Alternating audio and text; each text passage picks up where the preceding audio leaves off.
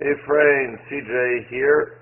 Wanted to, good talking to you the other day on the phone. I want to show you something here when you're set up. Now obviously you've got a driver here. I want to see your spine tilted even more. If you look at Tiger, he actually looks even more tilted than you, and he's got an iron out of the rough, so he's probably more left.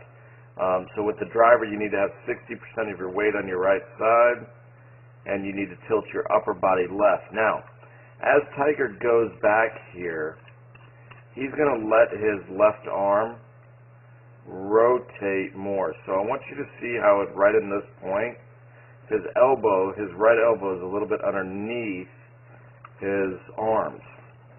When you go back, you go to this point, and then your right arm stays on top. You're just turning your shoulders.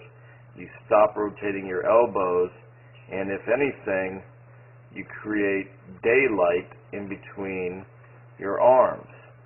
So you need to let your arms rotate. So what it's going to feel like for you is left elbow higher than right elbow. Right now you've got right elbow definitely higher than left, and that's why it's a definitely different position or look, and you can see Tiger's elbow poking out right there.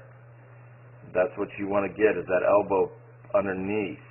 So now you can definitely see his right elbow is a little bit underneath. Your right elbow stays more on top. And let's look at it from down the line. So that same position, okay, as you go back, and let's just find out, we'll just look at Tiger here.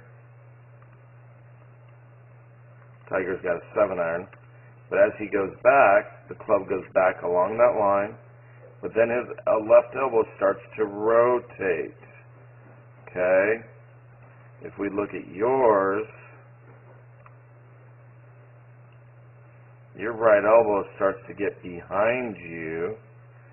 Okay, look where Tiger's arms are, right there, glove hand's in the middle of his chest, when his left arm's there. Look at the difference, and pay attention to the details at this point. Look at your bicep, look at your elbow. Look at how his bicep is down. His right elbow is pointed down at his hips. At his right hip, I should say. Your right elbow starts pointing back. So that's why it gets in that position. That's why your right arm's on top. Look at how much more his arms look up. So your arms look flat to me. And I want you, if you can just bear with me on this, imagine I put a cup full of water on his shaft. I had some little magic gizmo. When he goes back, what he's going to do is he's going to rotate his arms now, and he's going to dump that water back in this direction. He's going to throw it over his shoulder. If you kind of grabbed a cup and you just imagine throwing it over your right shoulder versus what you're doing when your right arm goes behind you. Let me see if I can do this here. Hold on one second. Hold on one second, it's off here. You don't want to see my ugly mug at this point. Alright, so you need to get that left elbow to work higher.